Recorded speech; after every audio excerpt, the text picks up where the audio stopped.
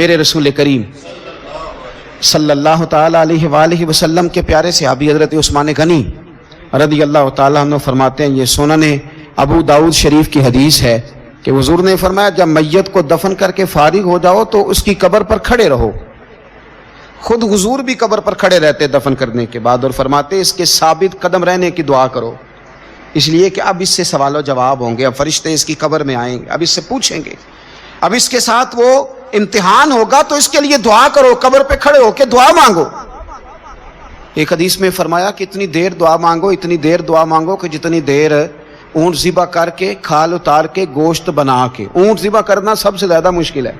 اونٹ ذبح کر کے کھال اتار کے گوشت بنا کے بانٹ دیتے ہو، اتنی دیر مرنے والے کی قبر پہ کھڑے رہ کے دعا مانگا کرو، کیونکہ اب فرشتے آئیں گے، سوال و جواب ہوگا۔